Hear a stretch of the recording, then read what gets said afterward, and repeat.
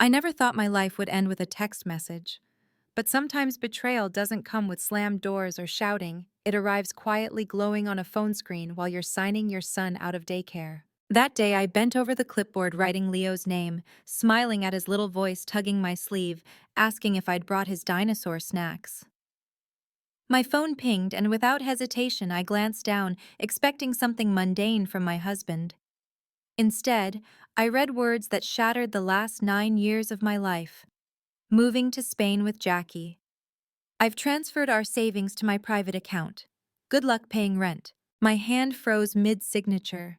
I felt the pen slip from my grasp, and for a moment the world tilted. Leo's small hand pressed into mine, grounding me, his voice bright and oblivious. "Mommy, did you bring my dinosaur snacks?" I forced a smile, the kind you wear when your chest is caving in, and scribbled my name on the form as though the universe hadn't just detonated. I typed a reply, 3 words that cost me everything. "Thanks for the update. It was ridiculous, absurd, even polite. But I couldn't let the woman at the front desk, the other parents, or my son see me collapse. Not yet." Jackie, his administrative assistant. A name I had pushed aside countless times, dismissing the late nights, the receipts, the little tremors in his voice when he mentioned her. And now it was all laid bare as casually as a dinner cancellation. Our savings, 8 years of sacrifices of careful planning, wiped away with one transfer. Our rent due in 3 days suddenly impossible. My name is Suzanne Mitchell. I'm 37 years old, a mother to a 4-year-old boy named Leo. And as of that text message, the discarded wife of David Mitchell, the man who abandoned us with the casual cruelty of pressing send. What I wanted was never extravagant. Stability for my son. The dignity of financial security. A life that wasn't constantly derailed by David's impulsive decisions. Instead, I was standing on a sidewalk in Chicago, holding my son's hand, realizing that survival had just become my only plan. When we got home, I tucked Leo in front of his favorite cartoon, telling him we'd order pizza. He didn't need to know his father wasn't making spaghetti tonight or any night again. I locked myself in the kitchen, dialing the bank with shaking hands. My worst fears were confirmed. David had indeed transferred the entire balance of our joint savings, $42,731, to an account under his name alone. The representative's voice was polite, almost detached, as she explained it wasn't theft, not technically. His name was on the account. It was legal. I checked our checking account next, hoping he had overlooked it. The screen blinked, $347.12. Our rent was $2,200. I leaned against the counter, the numbers swimming before my eyes. That was when the phone rang again, David's mother, Beatrice. Her voice was sharp, accusing, without even a pretense of comfort. "Suzanne, what have you done? David says you're refusing to let him see Leo. He showed me your messages. You're trying to extort him for more alimony." The bile rose in my throat. "What, Beatrice? He's moved to Spain. He cleaned out our accounts. Don't lie to me," she snapped. "I raised a better son than that." And in that moment I realized this wasn't just abandonment. This was erasure. David wasn't content to leave. He was writing me as the villain in a story his mother already believed. My truth was dissolving in someone else's narrative, and I was powerless to stop it. I wanted to scream. I wanted to beg. But Leo's laughter drifted in from the living room, high and sweet, and I knew I couldn't fall apart. Not in front of him. So I held the phone to my ear, listening to Beatrice's scolding, while inside I felt my marriage, my savings, my dignity collapsing into rubble. The days that followed were a blur of panic and numbness. I tried to work, but my freelance editing jobs couldn't cover rent, daycare, and food. I thought of my parents in Michigan, how they'd told me years ago to be careful with David. I thought of the red flags I had ignored, the late nights, the guarded phone calls, the promotion that suddenly required international travel. The Barcelona travel guide I'd once found in his drawer, he had laughed it off, saying it was just research. How stupid I felt, connecting the dots too late. The next morning, after dropping Leo at daycare, I drove to David's office. I thought surely there must be some mistake. He wouldn't just vanish. But the receptionist's nervous glance told me otherwise. "I'm sorry, Mrs. Mitchell. David no longer works here. He resigned last week." "Resigned? While I was cooking meals, filling out preschool applications, folding laundry, he was orchestrating his escape. I staggered out of the building, my heart pounding in my ears. In the parking garage, I called Trevor, David's closest friend. His voice was cautious, guilty. "You knew," I whispered. "You knew he was planning to leave." Trevor's silence was damning. Then he made me promise not to say anything, said he needed a clean break. A clean break. From his wife, from his child. I wanted to vomit. My voice shook with rage. "Did he tell you he emptied our accounts?" Another silence. Then Trevor's horrified whisper. "Christ, Suzanne. I didn't know he'd go that far." I hung up, slumping in my car, the full scope of betrayal crashing down. This wasn't weakness or temptation. This was a calculated plan. A months-long performance while I played the fool. When I got home, a certified letter waited on the doorstep. Inside was a petition for divorce filed a week earlier. Irreconcilable differences. His new address in Barcelona. No custody, no visitation, just full responsibility on me, as though Leo was a burden he'd gladly shed. Attached was a note from his lawyer. "Mr. Mitchell has indicated you have substantial savings to cover your needs. He will not be providing spousal or child support." My hands trembled as I read it. Substantial savings. He'd stolen them, and now he had the gall to pretend I was fine without him. That night, I sat on the couch, the documents spread around me like a crime scene. Every memory of our life together twisted into something grotesque. The man I had loved wasn't just gone, he had rewritten me as the enemy. My phone pinged again. A new message from David, landed in Barcelona. "Don't try to contact me. My lawyer will handle everything." This time the tears came hot and uncontrollable. Not for him, not even for myself, but for Leo. For the boy who trusted me to keep him safe, whose father had discarded him like an afterthought. When the sobs finally subsided, I sat in the dark, clutching Leo's favorite blanket to my chest. And one thought burned through the haze: David had underestimated me. He always had. The morning after the divorce papers arrived, I stared at myself in the bathroom mirror and barely recognized the woman looking back. My eyes were swollen, rimmed with red, my lips cracked from biting back sobs. I pressed my palms against the sink and whispered to my reflection, "You can't fall apart. Not now. Not with Leo watching." Leo padded into the room, still in his dinosaur pajamas, his curls a wild halo around his face. He held his blanket like a shield and asked Mommy, "Where's Daddy?" The question ripped through me like glass.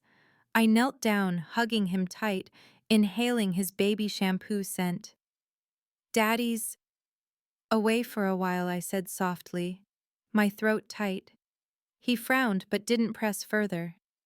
Children have a way of knowing more than we think, but also of protecting themselves with silence. I made pancakes that morning, though I could barely swallow a bite. Leo smeared syrup across his cheeks, grinning as if the world hadn't shifted beneath us. I envied him. I envied his innocence the way betrayal hadn't touched him yet. After I dropped him at daycare, I sat in the car and opened my laptop. Bills, rent, groceries, daycare fees. The numbers didn't add up, not even close. I called the landlord asking for an extension. He sighed impatient, as though my crisis was an inconvenience to his tidy schedule. "3 days, Suzanne," he said flatly. "Then I'll have no choice but to start proceedings." 3 days. I hung up my chest, tightening. I thought of my parents in Michigan, how their health was fragile, how I couldn't burden them with this. I thought of friends, but most had drifted away in the fog of marriage and motherhood. I thought of Beatrice, David's mother, and her cold, accusing voice. There was no help coming from that side. I drove aimlessly, ending up at the lake. The wind whipped across the water, biting cold against my skin. I sat on a bench, clutching my phone, scrolling through old photos of David and me. Vacations, anniversaries, holidays, all lies. His arm around me, his smile for the camera, while behind the lens he was planning his exit. I wanted to delete them all, but I couldn't. Not yet. It felt like erasing the years I had wasted, and I wasn't ready to let go. That night, after putting Leo to bed, I pulled out old folders from the closet, financial records, tax returns, copies of emails I had saved over the years. I wasn't sure what I was looking for, but desperation sharpened my instincts. And then I saw it, a statement from David's work benefits. Hidden in the fine print, barely noticeable, was a pension account in his name. It wasn't huge, but it was something. I called the benefits office the next day. The woman on the line confirmed it. Yes, David had a pension. Yes, as his spouse, I had rights to part of it in divorce proceedings. My heart pounded. It wasn't enough to solve everything, but it was proof that he hadn't thought of everything. Proof that maybe, just maybe, I wasn't as powerless as he wanted me to believe. But the relief was short-lived. That afternoon, Beatrice showed up at my door. She didn't call first. She never did. Her lips were pursed, her eyes sharp as she swept into the apartment looking around, as if cataloging my failures. David told me you're refusing to cooperate, she said. He's worried about Leo. He says you're unstable. The words burned. Unstable. He abandoned us. He stole our savings. And you believe him? She crossed her arms. David said you're exaggerating. He needed a fresh start.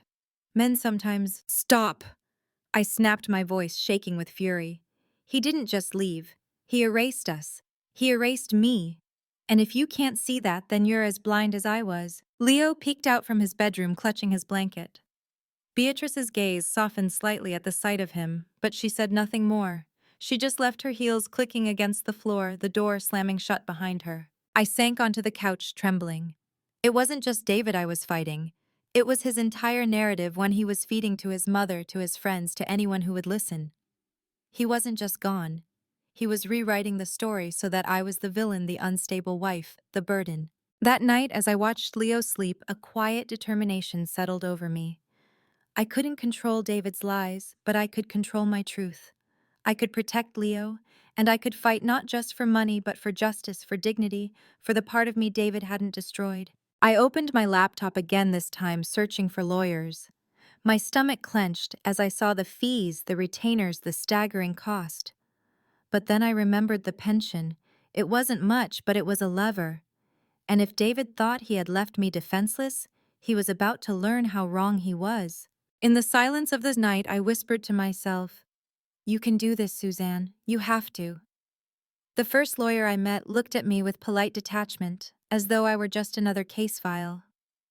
I sat across from him in his polished office, clutching the divorce papers like they were written in fire. "He left me with nothing," I said, my voice breaking. "He took our savings, moved to Spain with his mistress, and now he's pretending I'm unstable." The lawyer flipped through the documents, nodding slowly. "You'll need proof," he said finally. "Bank transfers, messages, anything that shows misconduct. Otherwise, it's his word against yours." Proof. The word echoed like a challenge. I left his office feeling both heavier and lighter. Heavier with the weight of what lay ahead, but lighter because I had direction. Proof. That was what I needed. That evening, after putting Leo to bed, I combed through old emails. My fingers shook as I clicked through folders, searching for anything, any trace of David's betrayal. And then I found an email from Jackie, sent months ago, thanking him for the Barcelona arrangements. My chest tightened. I had dismissed it at the time, thinking it was work-related. But now, in hindsight, it was a breadcrumb in a trail of deceit. I printed it, placed it in a folder, and kept searching. Credit card statements showed charges at restaurants I'd never been to, hotel bookings on nights he claimed to be working late. Each piece was a shard of glass, cutting deeper, but also building the mosaic of truth. The next day, I met with a different lawyer, a woman named Caroline.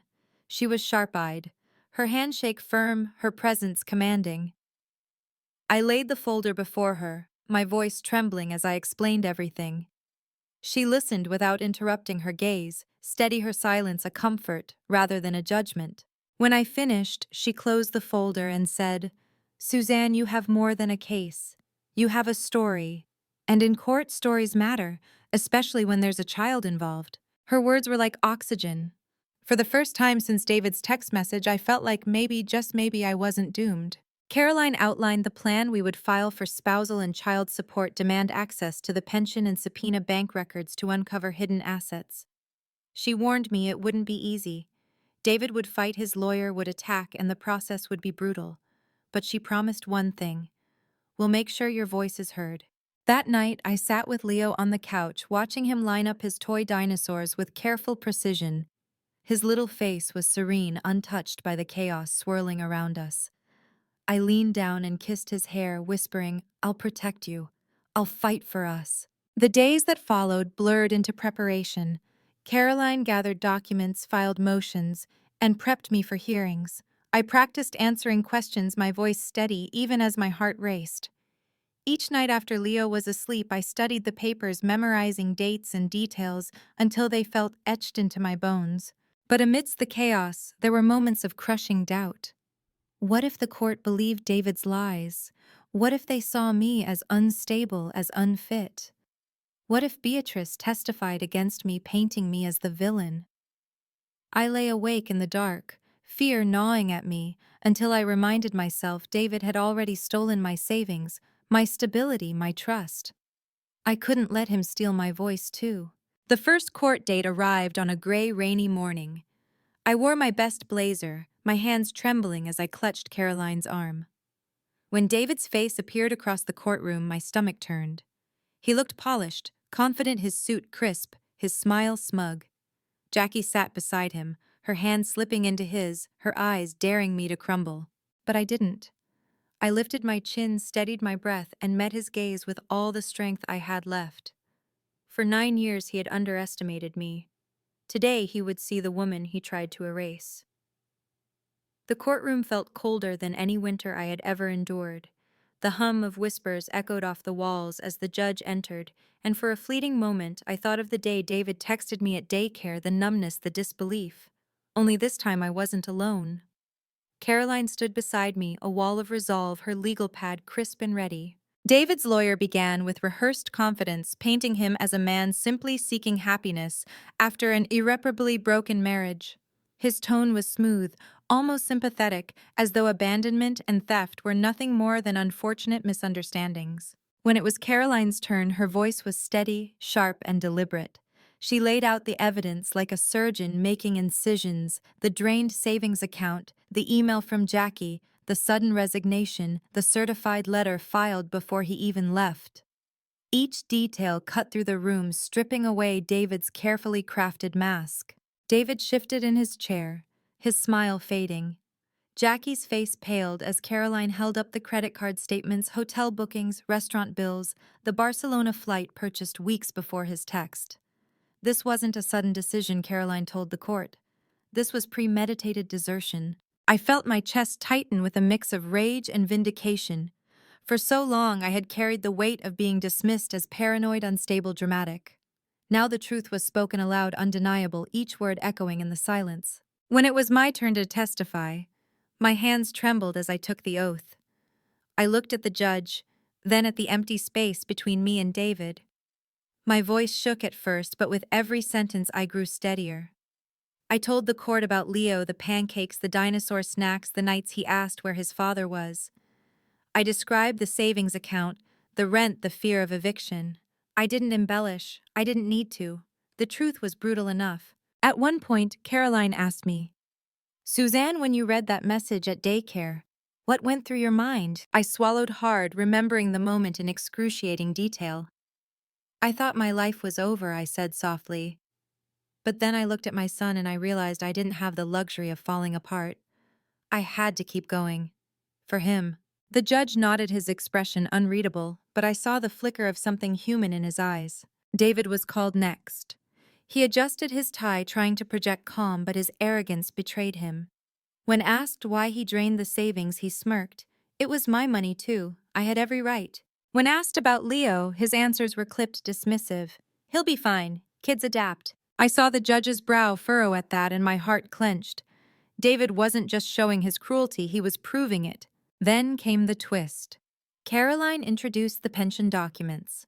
David's lawyer tried to object, but the judge allowed it. The room seemed to hold its breath as Caroline explained how David had hidden the account, how he had tried to secure his future while leaving us with nothing. David's composure cracked, his face flushed, his voice rose. "She's lying. She's making me out to be some kind of monster." But the evidence spoke louder than his outburst. As the hearing adjourned, the judge announced there would be further review of financial records, and until then, temporary child support and spousal support were ordered. It wasn't the final victory, but it was a lifeline. For the first time in weeks, I felt like I could breathe. Outside the courthouse, the rain had stopped, leaving the streets glistening under a pale sun.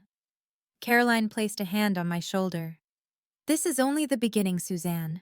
But today you took back your voice. I nodded, tears welling not from sorrow this time, but from relief. For so long, David had defined the narrative.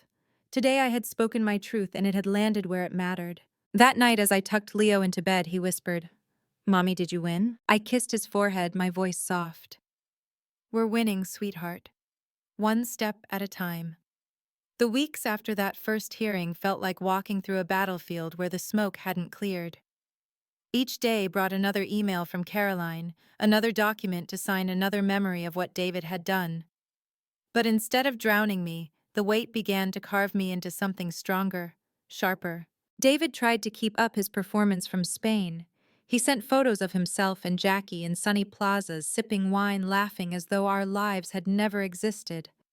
He posted them online too, smiling selfies with captions about new beginnings and finding happiness.